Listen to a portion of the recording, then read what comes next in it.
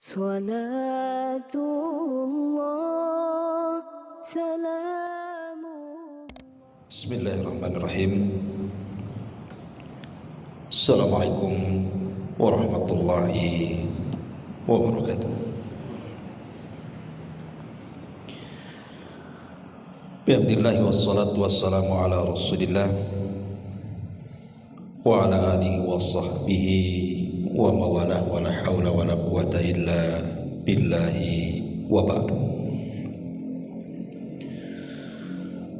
Alhamdulillah, segala puja dan puji hanya milik Allah subhanahu wa ta'ala. Salawat dan juga salam kita hadiahkan kepada Rasul kita Nabi besar Muhammad sallallahu alaihi wa ala alihi wasallam. Hadirin dan hadirat yang dimuliakan Allah subhanahu wa ta'ala, tentang qurratu ainin, penyejuk mata orang tua, yakni harapan orang tua itu ingin mendapatkan anak yang saleh.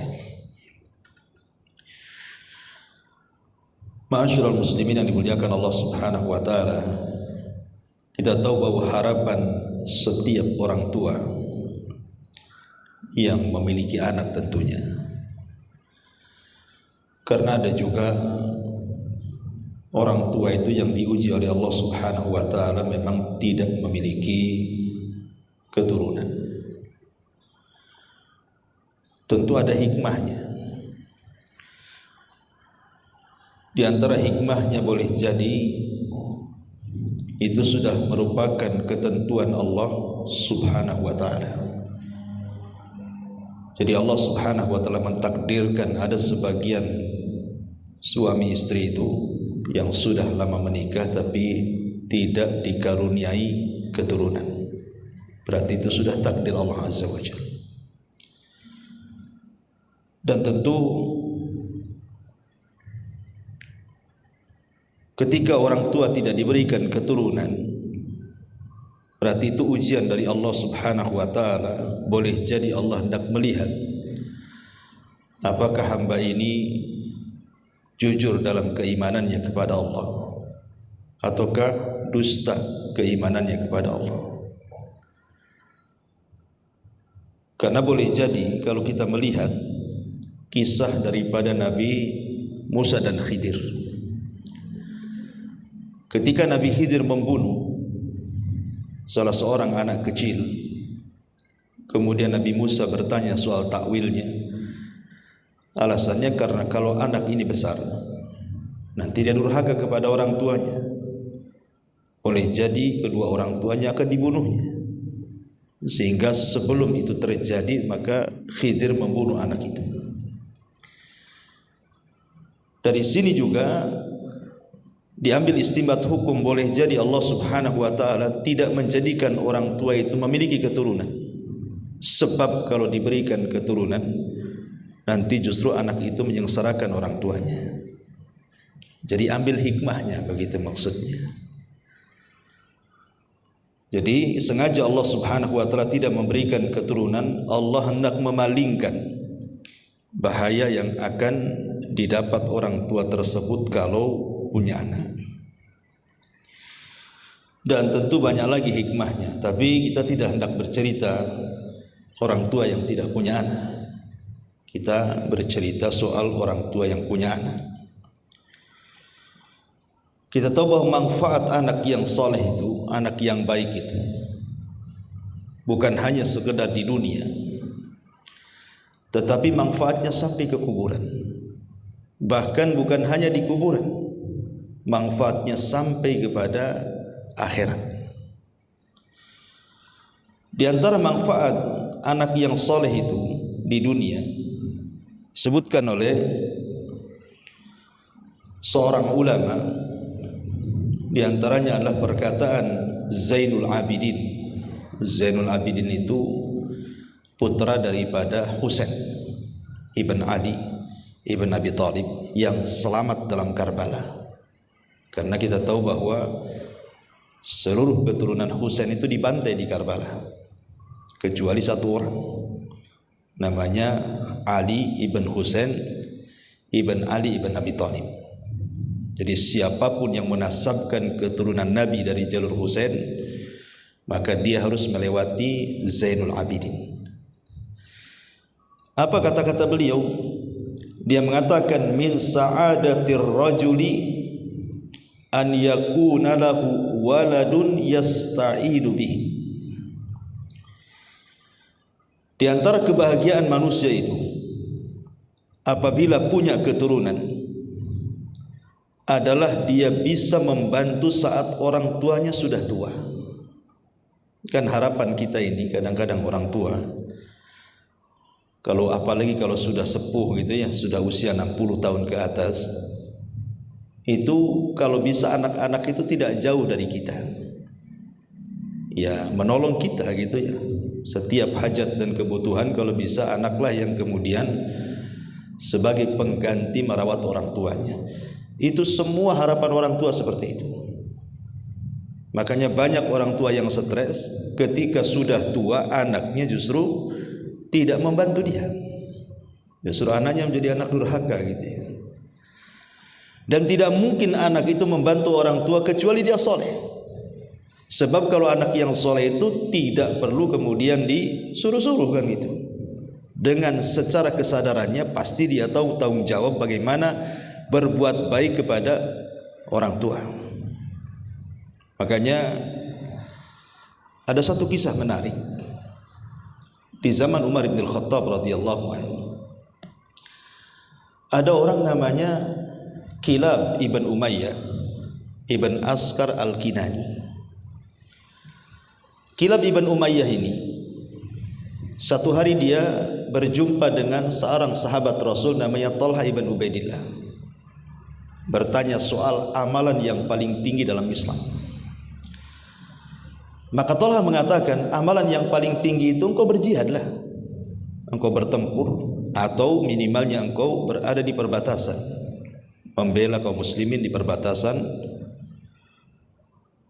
Maksudnya perbatasan di sini adalah antara perbatasan negara kafir dengan negara Islam.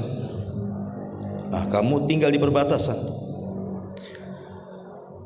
Jadi akhirnya kemudian Kilab ibn Umayyah ini pulang, meminta izin kepada orang tuanya agar orang tuanya mengizinkan dia minimalnya kalaupun tidak berjihad maka tinggal di perbatasan membela negara Islam.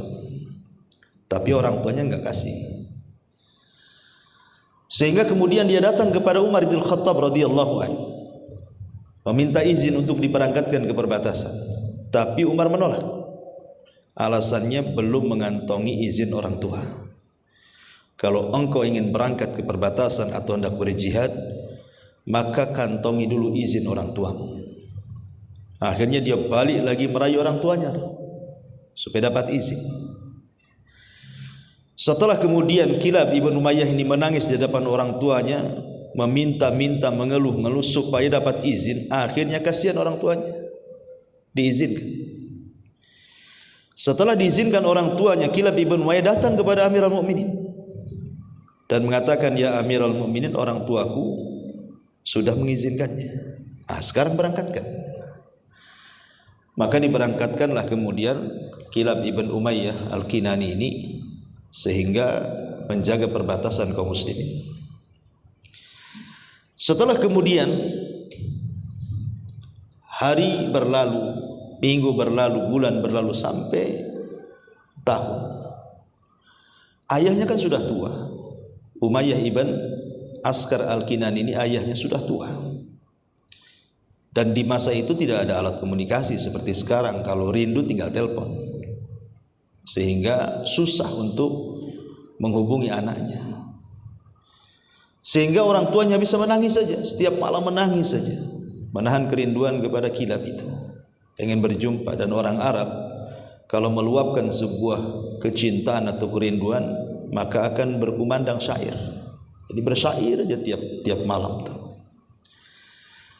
Jadi karena terlampau dalam kerinduannya dan menangis setiap saat, dan bapaknya sudah tua, sampai kemudian tanpa terasa tangisan itu menjadikan kedua matanya buta. Jadi bapaknya buta gara-gara terus menangis memikirkan Kilab ini anaknya. Akhirnya ketika mungkin entah kenapa kemudian syairnya yang tadinya bicara soal kerinduan kepada anaknya tiba-tiba menyasar kepada Umar dan mengatakan dalam syairnya, awas saja wahai Amirul Mukminin, kalau aku meninggal dan tidak diperjumpakan dengan Kilab putraku, ku tuntut kau di hadapan Allah, katanya. Lah kawan-kawannya dengar, kok bisa menuntut Umar bin Khattab, bukankah dia sudah mengizinkan? Akhirnya dibawalah ke majelis Umar, kata teman-temannya, berkumandanglah kau syair, mudah-mudahan Amirul Mukminin mendengarnya. Akhirnya dia pun mengucapkan syair sampai kemudian mengucapkan, kalau seandainya Amirul Mukminin tidak mempertemukan aku dengan Kilab, ku tuntut kau di hadapan Allah, katanya. Umar kaget kan itu. Apa salah dia? Jadi Umar mengatakan kepada Umayyah, ya Umayyah, apa salahku? Kenapa kau akan menuntut aku di hadapan Allah? Kata Umayyah, demi Allah, karena engkau sudah memisahkan aku dengan putraku Kilab, katanya. Kata Umar, lah bukankah kau sudah kasih izin? Kau yang mengizinkannya, aku tidak salah kan itu. Tapi Umayyah, ya memang betul kau mengizinkannya. Aku mengizinkan putraku kepada Kilab, tetapi aku ini sudah tua dan aku sudah menjadi buta. Kalau seandainya aku meninggal dan aku tidak berjumpa dengan Kilab, tetap ku tuntut kau di hadapan Allah, katanya. Jadi Umar radhiyallahu anhu ketakutan kan itu. Akhirnya dia mengatakan, ya sudah gini saja, tunggu kau beberapa hari di sini. Aku akan utus seseorang untuk memanggil putramu Kilab. Akhirnya Umar pun mengirim surat ke perbatasan agar Kilab ini pulang, karena ayahnya sudah rindu dan sudah lama tidak berjumpa. Lah sebelum dipertemukan dengan ayahnya, Umar ini bertanya kepada Kilab, karena melihat bagaimana ayahnya cinta dengan Kilab, menunjukkan anak itu baik sama ayahnya kan. Kalau orang tua rindu senang dengan anaknya, berarti memang anaknya baik sama orang tuanya. Kalau anak jahat tuh mana mungkin orang tuanya rindu kan itu ya. Yang ada kalau tahu kau akan jahat, ku cekik kau udah bayi-bayi itu kan. Biar gak kurang ajar kan itu ya, kalau memang orang tuanya tidak suka dengan anaknya. Jadi Umar bin Khattab radhiyallahu anhu mengatakan kepada Kilab ini, belum lagi dipertemukan, dia mengatakan, ya Kilab, macam mana birruka biwalidaika, berbuat baikmu dengan orang tuamu itu macam mana? Coba terangkan kepadaku, seperti apa? Maka Kilab ibn Umayyah mengatakan, demi Allah wahai Amirul Mukminin, setiap orang tuaku menginginkan sesuatu, sebelum dia memerintahkan aku sudah laksanakan. Dan setiap orang tuaku melarang sesuatu, sebelum dia mengucapkan sudah kutinggalkan. Kata Amirul Mukminin, ajib, katanya, luar biasa. Zid, kalau gitu tambah lagi, apa lagi?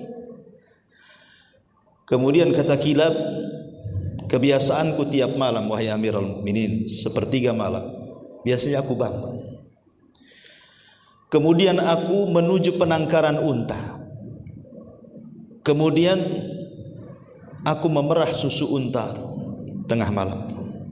Tetapi sebelum aku perah, sengaja aku ikat dulu unta itu, kemudian ku bersihkan dulu. Kemudian setelah mendekati subuh, aku akan mengambil air dari sumur, kemudian ku dinginkan tete unta tersebut, baru aku perah sehingga airnya tidak terlalu panas dan menjadi dingin karena direndam dengan air sumur. Baru setelah aku melihat orang tuaku melaksanakan sholat fajar, aku serahkan air susu itu untuk sarapan pagi kedua orang tuaku. Maka Umar pun terdiam dan tergeleng-geleng kepala. Sampai seperti itu kau menyediakan susu untuk orang tuamu, ya Kilab? Ya, kata Kilab, bahkan ada yang lebih hebat dibandingkan itu, tapi saya tidak mungkin bercerita banyak, katanya. Jadi Umar bin Khattab radhiyallahu mengatakan kepada Kilab, ya sudah gini saja, bisa enggak ke malam ini buatkan air susu seperti kau buatkan untuk ayahmu, katanya. persis seperti kau buat untuk ayahmu, buatkan susu untukku, katanya. Akhirnya malam itu disiapkan unta bunting, ya kemudian ya unta yang bisa diperah gitu ya. Maka Kilab pun kemudian melakukan hal yang sama, memerah air susu sebagaimana dia memerah untuk ayahnya. Setelah pamannya dapat satu bejana, kemudian datang dan diserahkan kepada Amirul Mukminin. Tapi tujuan Amirul Mukminin bukan untuk diminum dia, tapi ada tujuan lain. Jadi Umar bin Khattab radhiyallahu mengatakan, tunggulah kau Kilab di sini, tunggu kau di sini, jangan kemana-mana. Kemudian Umar menemui ayahnya di tenda lain dengan membawa air susu yang diperahkan Kilab itu. Kemudian setelah berjumpa dengan ayahnya Kilab, Umayyah ibn Askar al-Kinani ini, kata Umar bin Khattab radhiyallahu anhu, ya Umayyah, kalau seandainya kau meminta sesuatu kepada Allah, kira-kira cita-cita terbesarmu apa? Maka kata Umayyah, sebelum kematianku aku hanya ingin memeluk putraku Kilab gitu. Kata Umar bin Khattab radhiyallahu anhu, kalau gitu minumlah air susu ini. Kata Umayyah, aku tidak berhajat dengan air susu, aku hanya ingin berjumpa dengan anakku. Kata Umar, minum. Kata Umayyah, tidak, aku tidak berhajat dengan minuman ini. Kata Umar, minum sampai 3 kali. Akhirnya Umar bersumpah atas nama Allah, wallahi isyrab, demi Allah minum. Dipaksa minum, kan itu. Akhirnya kemudian Umayyah ketika di tangannya ada bejana isinya susu, tiba-tiba dia menangis dan mengatakan, wallahi inilah ajidu raihatal kilab, demi Allah aku sudah mencium bau kilab, bau anak. Di mana dia, katanya gitu. Aku sudah mencium anakku dalam susu ini, gitu. Di mana anak? Karena rasanya persis seperti yang dibuat anaknya, kan itu ya. Maka kata Amirul Mukminin, Kilab, ta'al, kemari. Akhirnya Kilab pun dipanggil oleh Umar. Karena ayahnya buta, masih tidak percaya. Diraba-rabalah mukanya, badannya, betul tak anaknya, gitu ya. Setelah memastikan dia anaknya, dipeluknya erat-erat, kemudian dia menangis. Kilab pun menangis. Apa kata Umar? Ya Kilab, engkau jauh-jauh dari surga ke perbatasan sana, gitu. Padahal surgamu ada di sini, katanya. Ngapain kau cari surga sampai ke perbatasan sana, katanya. Surgamu lah ada di depanmu ini. Ma'asyiral muslimin yang dimuliakan Allah Azza wa Jalla, lihat kisah daripada Kilab ibn Umayyah al-Kinani. Orang tua itu akan senang kalau anaknya ada, kan begitu. Kenapa? Karena Kilab ini setiap hari membantu orang tuanya, menyediakan air susu, sarapan setiap pagi. Makanya kepergiannya itu menjadikan sedih orang tuanya. Makanya salah satu manfaat anak soleh itu adalah, kalau kita ini sudah tua, kemudian anak kita itu tidak jauh dari sisi kita, merawat kita, menolong kita, membantu kita, apalagi kita dalam kondisi sakit, kan itu ya. Itu yang diharapkan orang tua. Bahkan saya kenal orang tua usianya sudah 67 atau berapa. Dia pernah satu hari datang ke saya, ya curhatlah, sekalian tanya-tanya agama, gitu ya. Jadi datang saja dia itu sudah nangis. Bapak ini nangis, ya. Jadi saya cobalah usap-usap punggungnya, ada apa-apa, tenang dulu, Pak. Jadi dia mengatakan, Ustaz, usia saya itu sudah hampir 70 tahun, gitu. Anak saya itu banyak, ada 5 orang, tapi tidak satu rumah dengan saya, katanya. Yang satu sudah kawin dapat orang Medan, yang satu sudah kawin dapat orang ini, dapat orang ini. Jadi sebanyak itu anak itu tidak ada di rumah, Pak. Tidak ada. Dan setiap saya telepon mereka suruh pulang, tidak ada yang pulang. Banyak kali alasan, katanya. Nah, sekarang saya sudah tua, sudah hampir 70 tahun. Kalau sakit pun pamannya harus ke rumah sakit, bawa BPJS ngurus sendiri, katanya. Jadi saya lihat kayak nelangsa gitu, hidupnya itu kayak susah gitu kan. Anak banyak, tapi tidak ada yang di sekitar dia gitu. Sampai dia menangis, ya kan? Sampai saya minta nelponkan anaknya itu, nanti nasihati anaknya itu. Jadi saya lihat itu betul juga kata psikologi kesehatan itu. Orang kalau sudah tua itu kan kepekaannya tinggi itu, ketakutannya itu tiba-tiba muncul. Entah takut mati, takut kalau dia sakit anaknya tak merawat dia, macam-macam rasa takut itu membayangi orang yang sudah tua biasanya kan. Ya, makanya kenapa kemudian Islam itu sangat kemudian memperhatikan pendidikan? Ya karena seperti ini kejadiannya. Banyak orang tua yang banyak anaknya, tapi seolah-olah hidup sendirian dan tidak punya anak. Lah anak yang soleh itu manfaat di dunia adalah salah satunya, kata Zainul Abidin, adalah min sa'adatir rajuli an yakuna lahu waladun yasta'inu bihim. Di antara kebahagiaan seseorang adalah ketika punya anak yang senantiasa menolong orang tuanya sampai kematiannya. Ini salah satu bentuk bagaimana manfaat anak soleh di dunia. Adapun manfaat anak soleh dalam kuburan tentu jelas. Seperti hadis Nabi SAW, hadis yang dikeluarkan oleh yang diriwayatkan oleh Anas bin Malik radhiyallahu an dan dinyatakan sahih oleh Syekh Nasiruddin Al-Albani rahimahullahu taala. Kata Rasul, sab'un yajri lil abdi, sab'un yajri lil abdi ajruhunna wa huwa fi qabrihi ba'da mautihi. Ada 7 amalan yang mengalir pahalanya bagi seorang hamba yang sudah meninggal dunia dan akan terus mengalir sampai ke kuburannya. Yang 7 perkara itu adalah man 'allama ilman, satu, barang siapa yang mengajarkan ilmu. Au qarra nahran, yang kedua, atau yang mengalirkan sungai untuk keperluan manusia. Yang ketiga, au hafara bi'ran, yang menggali sumur untuk kepentingan manusia juga. Au gharasa nakhlan, atau yang menanam kurma. Au bana masjidan, atau yang membangun masjid. Au warratha mushafan, atau yang menginfakkan, mewariskan, mewakafkan mushaf. Au taraka waladan yastaghfiru lahu ba'da mautihi, atau meninggalkan anak yang soleh yang senantiasa mendoakan ampun untuk kedua orang tua setelah kematiannya. Ini diantara dalil bahwa anak soleh itu juga akan mempengaruhi kepada orang tua setelah kematiannya. Karena Rasul yang mengatakan 7 amalan yang mengalir pada seseorang pahalanya sampai ke kuburannya, salah satunya adalah anak soleh yang memintakan ampun akan kesalahan kedua orang tuanya. Artinya kalau seandainya kita tahu bahwa kondisi kuburan itu kan tidak bisa kita bayangkan, akan merasakan panas yang luar biasa gitu ya kalau mendapatkan azab kubur dan siksa-siksa. Maka yang bisa meringankan itu semua adalah doa anak yang soleh kepada orang tuanya.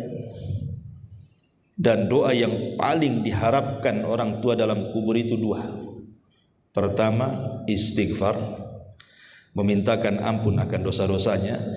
Yang kedua, meminta kepada Allah agar dimantapkan jawabannya. Jadi kalau mendoakan orang tua yang sudah meninggal, 2 kalimat yang paling penting. Allahumma gfir lahu, Allahumma tsabbithu. Ya Allah, ampuni dosanya, ya Allah tetapkan jawabannya. Itu yang paling dianjurkan para ulama. Ya selebihnya terserah.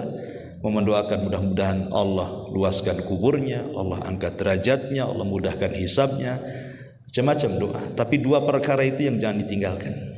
Mintakan ampun akan dosa-dosanya. Yang kedua, minta kepada Allah supaya ditetapkan jawabannya. Ma'asyiral muslimin yang dimuliakan Allah Azza wa Jalla, ini pengaruh dalam kuburnya. Kemudian yang ketiga, pengaruh di akhirat. Jadi anak yang soleh itu akan membawa pengaruh di akhirat. Seperti ketika Nabi SAW bicara soal anak perempuan. Kata Nabi SAW, man ubtuliya min hadhil banati bi syai'in kunna lahu sitran minan nar. Sesiapa yang diuji dengan kehadiran anak perempuan, maka anak itu akan menjadi tameng baginya pada hari kiamat. Karena merawat anak perempuan beda dengan merawat anak laki-laki. Harus ekstra gitu ya. Betul-betul harus dijaga betul anak perempuan itu. Karena sekali kemudian gagal merawat anak perempuan, maka akan selamanya gagal. Kalau anak laki-laki ya yang penting dibesarkan, dididik kan itu. Anak perempuan harus dijaga. Ya. Kemana-mana harus pakai mahram, ya kan? Safar harus ditemani, kemudian harus terus menjaga aurat dia, macam-macam anak perempuan itu. Jadi makanya kenapa kemudian pahalanya besar yang punya anak perempuan itu. Bahkan dalam hadis Rasul mengatakan, man 'ala jariyataini hatta tablugha jaa yaumal qiyamati ana wa huwa wa dhamma bi asabihi. Sesiapa yang menanggung nafkah dua anak perempuan sampai dia balik, maka pada hari kiamat antara saya dan dia seperti ini. Maksudnya sambil merapatkan jari tengah dengan telunjuknya seperti ini. Aku dan dia, kata Rasul, seperti ini. Siapa yang mendidik anak perempuan dengan baik sampai dia balik. Ya. Dalam hadis yang lain, man kanat lahu untha falam yaidha walam yuhinha walam yu'thir waladahu 'alaiha qala ya'ni adz-dzukur adkhalahullahu al-jannah. Sesiapa yang memiliki anak perempuan, dia tidak membunuhnya. Karena di zaman jahiliyah kalau punya anak perempuan itu kan aib. Makanya kebiasaan orang jahiliyah itu membunuh anak perempuan hidup-hidup. Karena tidak mendatangkan keuntungan duniawi masalahnya. Makanya mereka membunuh anak perempuan hidup-hidup itu di zaman jahiliyah. Jadi kalau punya anak perempuan itu kayaknya marah gitu ya. Makanya Allah gambarkan dalam Al-Quran itu, wa idza busyira ahadukum bil untha dhalla wajhuhu muswadda wa huwa kadhib. Apabila dihabar gembirakan kelahiran anak perempuan, maka marah mereka. Dan mereka pun membunuh anak itu dengan cara mengubur hidup-hidup. Makanya kata Rasulullah, sesiapa yang memiliki anak perempuan, dia tidak membunuhnya dengan dikubur hidup-hidup, tidak menghinanya dengan terus memuliakannya, dan tidak lebih mengunggulkan anak laki-laki daripadanya. Maksudnya harus adil, anak perempuan laki-laki sama saja, maka Allah akan memasukkan ia ke dalam surga. Menunjukkan di sini apa? Islam itu mengangkat derajat wanita. Ya. Dalam hadis yang lain juga, man kunna lahu thalathatu banat fa sabara alaihin wa at'amahunna wa saqahunna wa kasahunna min jiddatihi kunna lahu hijaban minan nar yaumal qiyamah. Sesiapa yang memiliki 3 anak perempuan, lalu dia bersabar memberi makan, memberi minum, memberi pakaian dari hasil usaha kerasnya, maka semua akan menjadi tameng dia pada hari kiamat. Dan banyak lagi hadis-hadis tentang keutamaan merawat anak perempuan. Ya. Dari sini kita tahu bahwa anak yang baik, anak yang soleh, mau laki-laki mau perempuan, kalau kita didik dengan baik itu, maka pahalanya besar sekali. Saya akan contohkan saja. Kalau seandainya kita berhasil karena didikan kita, ya, umpamanya anak laki-laki yang kita didik itu sampai bisa hafal Quran, mungkin bukan kita yang menjadikan dia hafal Quran. Mungkin kita sekolahkan, kita pesantrenkan, kita arahkan dia menjadi para penghafal Quran kan itu. Sampai betul-betul anak itu hafal Quran. Maka ulama itu sampai memberikan beberapa keterangan nih. Yang pertama, jadi anak yang menghafal Quran itu kelak pada hari kiamat itu akan memberikan mahkota kepada orang tuanya. Disebutkan dalam hadis yang dikeluarkan Imam Hakim dalam Mustadraknya dan dihasankan oleh Syekh Albani, man qara al-Qur'ana wa ta'allamahu wa amila bihi albasa yaumal qiyamati tajan min nuri dhawuhu mithlu dhawi syamsi wa yuksa walidayhi hullatani la taqumu bihimad dunya fayaqulani bima kusina hadha fayuqalu bi ahdi waladikumal Quran. Kata Nabi SAW, barang siapa yang membaca Al-Quran mempelajarinya, mengamalkannya, kelak pada hari kiamat akan dikenakan mahkota dari cahaya yang sinar kemilauannya seperti cahaya matahari. Dan bagi kedua orang tuanya masing-masing dikenakan untuknya pakaian kebesaran yang tidak bisa dinilai dengan dunia. Tiba-tiba kedua orang tuanya mengatakan, "Ya Allah, kenapa kau pakaikan pakaian ini untuk kami? Padahal kami tidak beramal dengan amalan yang tinggi." Maka Allah Subhanahu wa taala menjawab, "Karena anak kalian berdua belajar dan menghafal Quran." Lihat, Allah Subhanahu wa taala mengatakan, karena engkau punya anak, kau arahkan kepada Quran sampai dihafal Quran. Nah, sekarang kupakaikan kau pakaian yang nilainya tidak sebanding dengan dunia. Sampai orang tuanya bingung gitu kan. Aku tidak pernah beramal soleh, kok bisa mendapatkan pakaian seindah ini? Maka Allah Subhanahu wa taala mengatakan, bi akhdi waladikum al-Quran. Karena engkau sudah mengarahkan anakmu menjadi penghafal Quran. Menunjukkan apa? Anak itu akan manfaat pada hari kiamat kan itu. Kemudian yang kedua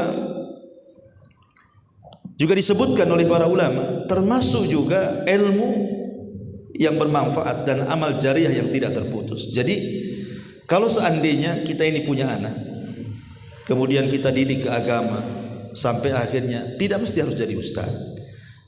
Boleh jadi dia anak yang soleh, anak yang taat, sholat kan itu, al-amru bil ma'ruf wan nahyu anil munkar. Maka anak yang seperti ini pahalanya akan mengalir, walaupun tanpa dia hadiahkan anak itu pahalanya untuk orang tua, dengan sendirinya mengalir. Jadi kalau anak itu sholat, maka dengan sendirinya pahala sholatnya mengalir kepada orang tuanya. Kalau anak itu baca Quran, dengan sendirinya pahala baca Quran mengalir kepada orang tuanya. Dengan anak ini berzikir, dengan anak ini beribadah, mengalir dengan sendirinya kepada orang tuanya nanti pada hari kiamat. Karena ini masuk pada keumuman hadis Nabi sallallahu alaihi wasallam, "Idza mata ibnu Adam in qata amaluhu illa min thalathin, shadaqatin jariyah aw ilmin yuntafa'u bihi aw waladin shalihin yad'ulahu." Jadi apabila anak Adam meninggal dunia, maka terputuslah amalannya kecuali tiga perkara. Tiga perkara tidak akan terputus. Pertama, sedekah yang mengalir. Makanya ketika para ulama membahas tentang amalan yang paling baik untuk orang yang sudah meninggal, maksudnya dari orang hidup untuk orang yang meninggal, itu kan disebutkan sampai 15 sampai 20 poin itu. Ya. Tetapi kesimpulannya, kata Syekhul Islam Ibnu Taimiyah rahimahullahu taala, dari semua amalan yang disebutkan para ulama yang bermanfaat untuk orang mati itu, yang tidak ada khilaf. Tidak ada khilaf ya. Di mana semua ulama sepakat, mau Syafi'i, mau Maliki, Hambali, kemudian juga Hanafi, cuma dua yang kalau kita lakukan untuk orang mati dipastikan sampai. Kalau yang lainnya diperselisihkan. Apa itu? Pertama doa, yang kedua sedekah. Cuma dua. Ini nggak ada khilaf ulama. Kalau kita berdoa kepada Allah supaya orang tua kita diselamatkan, pasti sampai. Kita berdoa agar orang tua kita diampuni dosanya, pasti sampai. Atau kalau kita sedekahkan, kita punya uang, datang ke masjid, ini sedekah untuk orang tua. Kita datang ke pesantren, ini sedekah orang tua. Kita datang ke panti asuhan, ini sedekah, pasti sampai. Ini yang tidak ada khilaf ulama. Adapun yang lain banyak kali khilaf. Seperti haji orang tua, korban untuk orang tua, baca Quran untuk orang tua, itu masalah khilaf semua itu. Panjang pembahasannya. Ya. Tapi khusus dua perkara tidak ada khilaf. Makanya kalau kita ini ingin yang jelas-jelas saja gitu maksudnya ya, supaya sampai pahala kita, inilah dua perkara: berdoa, kemudian sedekah. Karena di sini Nabi SAW mengatakan apa? Shadaqatin jariyah, sedekah yang mengalir. Au ilmin yuntafa'u bi, ataupun ilmu yang bermanfaat. Di mana ketika kedua orang tuanya masih hidup, orang tuanya lah yang mengarahkan anaknya sampai akhirnya anak itu paham sholat, paham baca Quran, paham macam-macam ya. Walaupun tidak dia yang mengajarkan, tapi kan dia yang mengarahkan ke pesantren, ke sekolah gitu kan. Secara tidak langsung yang menjadikan anak itu cerdas adalah orang tuanya. Lah sebab itulah orang tuanya dapat bagian amal solehnya anaknya. Apalagi kemudian yang ketiga, awaladin salihin yad'ulahu, ataupun anak yang soleh yang mendoakan. Ini yang kedua. Yang ketiga, anak itu akan jadi syafaat. Anak itu akan menjadi syafaat bagi kedua orang tuanya. Jadi menjadi syafaat bagi kedua orang tuanya. Maksudnya syafaat di sini bukan hanya syafaat anak yang soleh saja menolong orang tuanya gitu kan, tapi amalan anaknya juga bisa menjadi syafaat bagi orang tuanya. Jadi umpamanya Nabi mengatakan iqra'ul Qur'an fa innahu ya'ti yaumal qiyamah syafi'an li ashabihi. Bacalah Al-Qur'an karena Quran itu kelak akan menjadi syafaat bagi para pelakunya. Jadi kalau kita yang mengajarkan anak itu Al-Qur'an, minimalnya Al-Fatihah lah. Ya, jangan sampai kemudian surah Al-Fatihah itu guru TK pula yang ngajari anak kita. Kalau bisa kita yang ngajar Al-Fatihah, karena Al-Fatihah itu akan dibaca pada setiap sholat masalahnya. Kalau Quran yang lain kan kadang dibaca kadang tidak, tapi kalau Al-Fatihah kan wajib dibaca minimalnya 17 kali sehari. Kalau bisa Al-Fatihah kita lah yang ngajari, jangan orang lain kan itu, supaya jelas gitu ya amalan itu mengalir. Jadi kalau seandainya karena lantaran bimbingan kita anak itu kemudian jadi gemar membaca Al-Quran, dan Al-Quran itu akhirnya menjadi syafaat bagi anaknya, kata para ulama, Al-Quran yang dibaca anak kita juga akan menjadi syafaat bagi kita yang mengajarkannya. Jadi bukan hanya kepada pembacanya saja, tapi juga akan menjadi syafaat bagi yang mengajarkannya awal-awal. Kalau kita yang mengajarkannya, kita dapat juga. Nah, gitu maksudnya. Ya, jadi amalan anak soleh juga akan ada pengaruhnya kepada kedua orang tuanya. Ya, dan banyak lagi. Ya, intinya bahwa manfaat anak soleh itu nampak di dunia, nampak di kuburan, dan akan nampak di akhirat. Lalu pertanyaannya, ya, bagaimana caranya gitu ya? Kita ini mendidik anak itu supaya menjadi anak yang soleh, terutama yang sudah terlanjur, yang mungkin tidak pernah mendidik anak itu. Mungkin setelah anak itu besar baru orang tuanya hijrah, kemudian pengen anaknya baik, tapi kadang sudah terbentuk jahat, susahlah menjadikan anak itu baik. Bahkan ada keluhan-keluhan itu ke saya itu, Ustaz, aduh saya ini kalau nyuruh anak saya sekarang udah SMP kelas 1 katanya, kalau nyuruh sholat subuh itu udah kayak perang dunia kedua itu katanya. Gak bisa itu, perang dulu sama anak itu katanya. Kadang-kadang kita pula dimaki orang tua, dimaki anak gitu, gara-gara nyuruh sholat aja harus perang. Nanti ujung-ujungnya dia pula maki kita orang tuanya. Ini kan ujian gitu ya, karena memang sudah salah didik dari awal. Sebab kalau sudah dari awal salah didik ya seperti ini jadinya. Tapi kalau seandainya dari kecil kita didik, diarahkan, insya Allah nggak akan terjadi seperti ini. Biasanya kejadian-kejadian seperti ini sudah nakal, sudah terbentuk nakalnya, mau merubah itu yang sulit tuh biasanya. Makanya para ulama memberikan tipsnya semacam kunci, ya.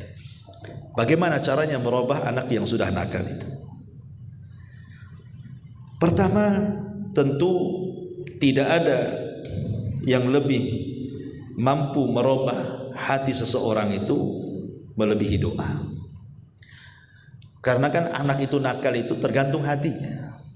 Ya, hatinya baik pasti akan baik raganya. Kalau hatinya tidak baik kan raganya tidak baik. Karena Rasul mengatakan ala wa inna fil jasadi mudghah idza saluhat saluhal jasadu kullu wa idza fasadat fasadal jasadu kullu ala wahyal qalb. Jadi pada jasad seseorang itu kan ada segumpal daging. Kalau dia baik, baik semua raganya. Kalau dia jahat, jahat semua raganya. Kemudian Rasul mengatakan itulah hati. Artinya kalau memperbaiki orang itu, perbaiki hatinya. Kalau hatinya sudah baik, raganya akan baik tuh. Lah sekarang masalahnya yang memegang hati itu siapa? Yang memegang hati itu Allah. Kita tidak bisa memegang hati orang. Yang memegang hati itu Allah. Makanya kenapa ketika Ummu Salamah bertanya kepada Rasulullah, Rasul, kenapa doa yang engkau banyak baca itu, ya muqallibal qulub tsabbit qalbi ala dinik, waidat, yang membolak-balikan hati tetapkan hatiku di atas agamamu. Kenapa kau selalu membaca doa ini? Padahal kan seorang nabi tidak mungkin sesat.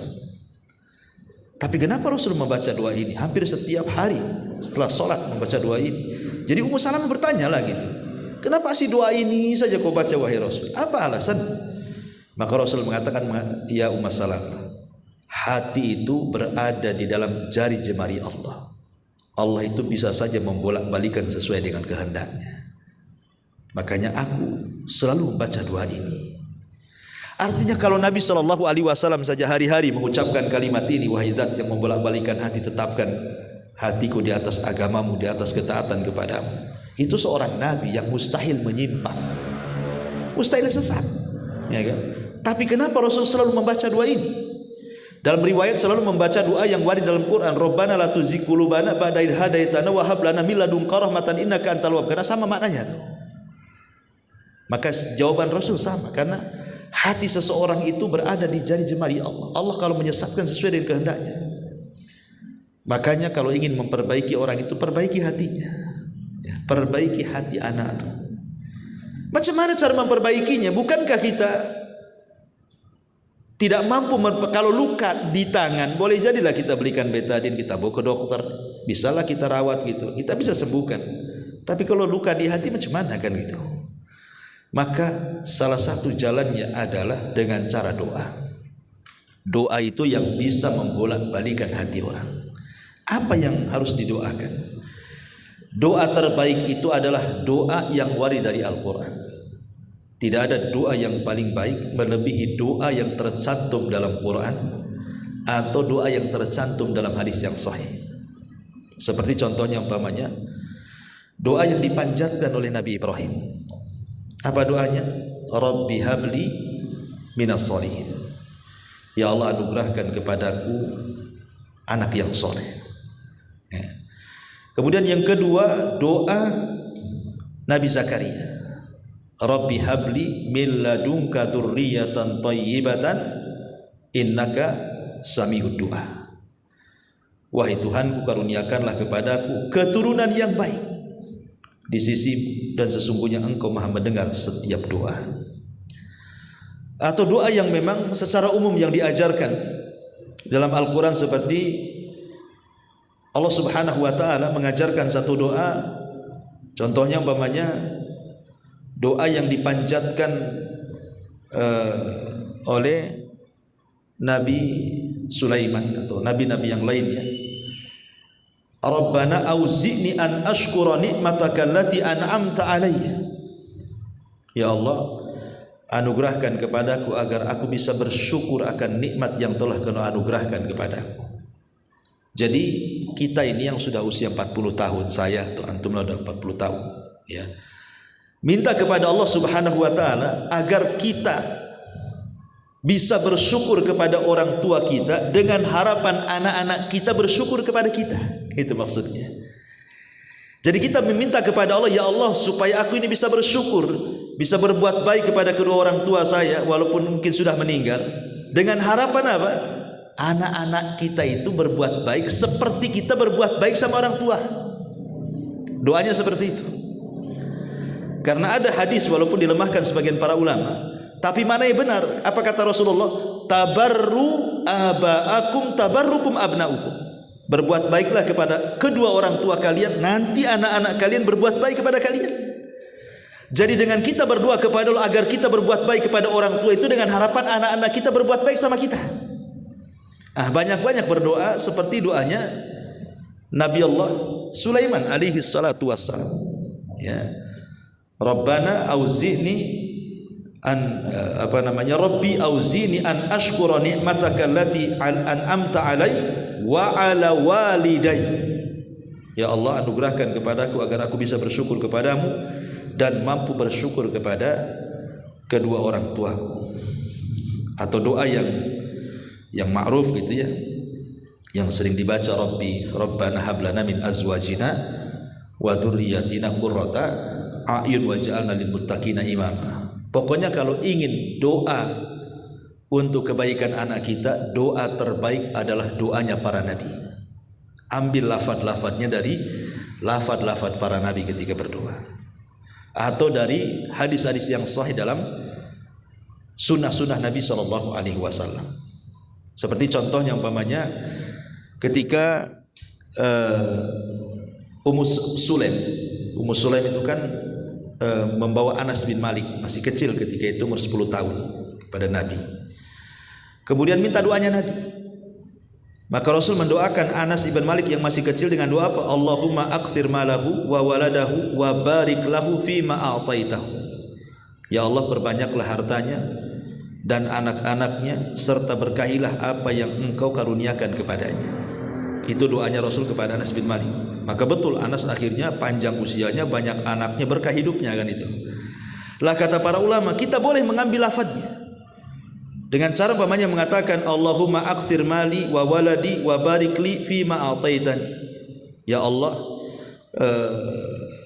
perbanyaklah hartaku, kemudian jadikanlah anak-anakku anak-anak yang soleh, kemudian berkahilah dan karuniakanlah keberkahanmu dalam hidupku. Umpamanya contoh seperti itu. Maka boleh kita ambil lafaz-lafaznya. Tapi kalau kita memang tidak hafal, ya ada masalah, namanya kan Allah tahu hajat kita, kan gitu ya. Allah mesti tahu, nggak mungkin tidak tahu. Ya. Tapi kalau ada yang mengatakan, Ustaz saya loh tidak berhenti mendoakan anak saya itu setiap sholat, kok enggak juga dia berubah? Ya sebenarnya tidak boleh mengucapkan kalimat itu. Kenapa? Karena salah satu doa itu tidak mustajab adalah ketika isti'jal. Apa isti'jal itu? Mengatakan saya sudah berdoa, kok enggak dikabul-kabulkan. Itu justru tidak dikabulkan, itu namanya isti'jal. Isti'jal itu mengatakan aku sudah berdoa, kenapa tidak dikabulkan? Itulah kalimat isti'jal namanya. Tidak boleh orang itu mengatakan seperti itu, justru itu penghalang doa. Tapi kalau bisa kualitas doanya diperbaiki, umpamanya nih, yang biasa habis sholat kita ganti, ambil waktu-waktu mustajab umpamanya. Kapan waktu mustajab? Sepertiga malam akhir, ketika Allah turun langsung ke bumi gitu ya, malaikat juga turun menyaksikannya. Disitulah coba kita ketuk pintu langit itu. Logikanya begini ya, kalau seandainya saya ini tidak suka dengan antum, kemudian antum datang kepada saya, asli digedor-gedor pintunya, Ustaz gitu, gak mungkin lah saya gak buka gitu. Kalau hari-hari digedor, pagi gedor pintu, malam digedor, nanti siang lagi, besok digedor, tuh minggu gedor-gedor rumah saya, kira-kira gak dibuka? Dibuka lah, entah dibukanya mau marah atau apa, kan yang jelas dibuka kan gitu ya, karena bising juga digedor-gedor itu ya. Itu logika kepada manusia, bahwa kalau diketuk terus pintunya, lama-lama dibuka juga. Artinya kalau sesama manusia saja yang menggedor pintunya itu akan dibuka. Walillahil matsalul a'la. Tentu kepada Allah itu permisalan lebih tinggi dibandingkan manusia. Kalau hari-hari kita ketuklah pintu langit itu di sepertiga malam akhir, minta agar anak kita diperbaiki, mustahil Allah nggak memperbaiki itu. Karena hari-hari mengetuk pintu langit masalahnya kan. Nah, itu harus yakin. Ya kalau nggak ada yakin istijal, ya tidak akan dikabulkan, karena salah satu syarat dikabulkan doa itu wa antum muqinuna bil ijabah, kalian yakin bahwa Allah pasti mengabulkan.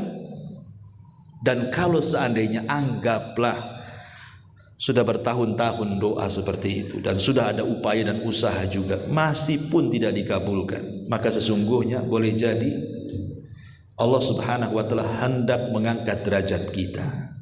Dengan cara apa? Anak itu nakal, akhirnya kita pula harus sabar.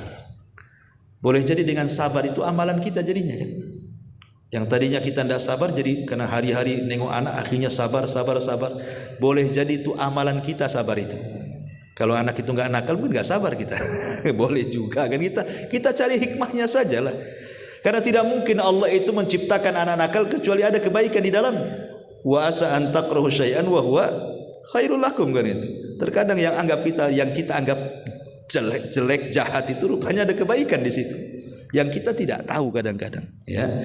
Ini yang pertama ya, panjatkan doa. Dan doa yang paling baik itu adalah doa yang lafadznya diambil dari Al-Quran seperti doa-doa para nabi. Yang kedua, cobalah memperbanyak istighfar.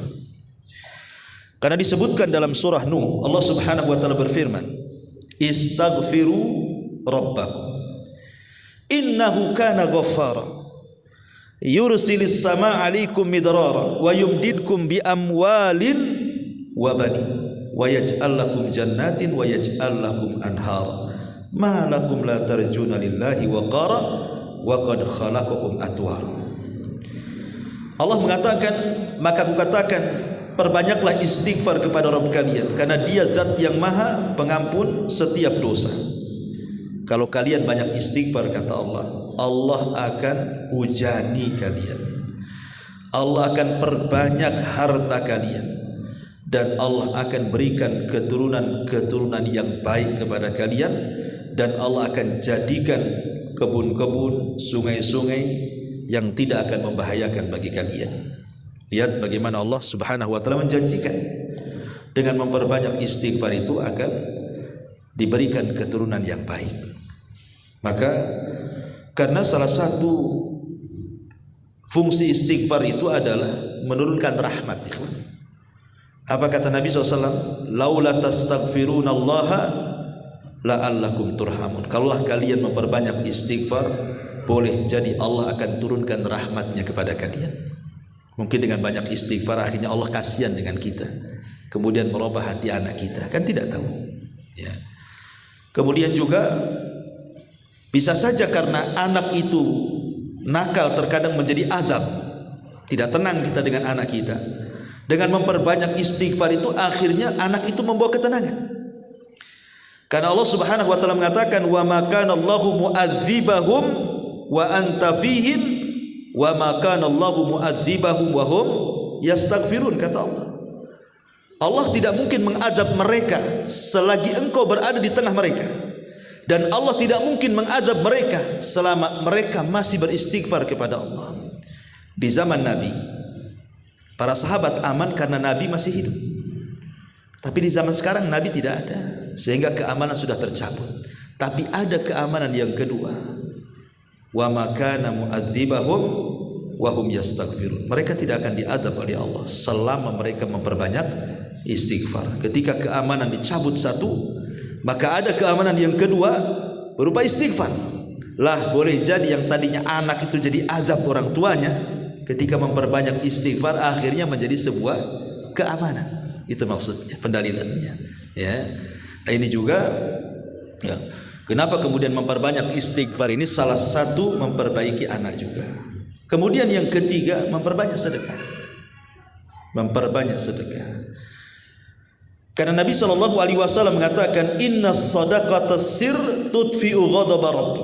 Sedekah yang tidak ada yang tahu kecuali kita dengan Allah itu bisa meredam kemurkaan Allah. Boleh jadi Allah sedang menguji kita dengan anak-anak kita, kan itu. Karena sebuah dosa yang kita lakukan di masa lalu, wallahu alam, kita tidak tahu. Tapi dengan memperbanyak sedekah, boleh jadi wasilah sedekah itu memperbaiki hati anak kita sehingga menjadi baik ya. Itu juga kata para ulama seperti itu. Karena Rasul yang mengatakan, dawau mardakum bisadaqah, obati orang yang sakit kalian dengan sedekah.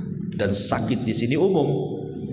Anak nakal itu sakit jiwanya, makanya dia nakal, kan itu.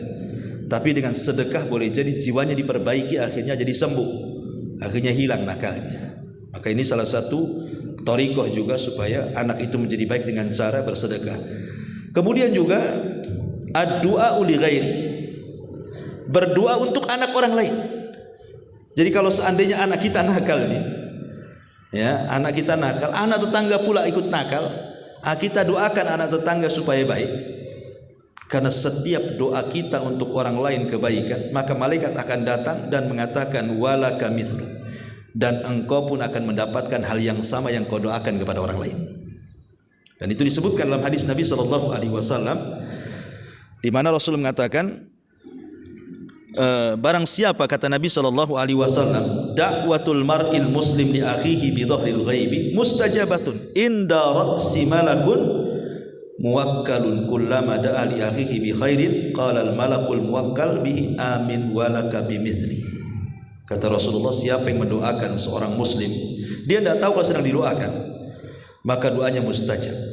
Setiap malaikat akan berdiri di kepala orang yang berdoa, dan setiap dia mendoakan kebaikan kepada orang tanpa sepengetahuannya, maka malaikat akan mengatakan amin, dan engkau pun akan mendapatkan hal yang sama seperti yang kau doakan kepada orang lain.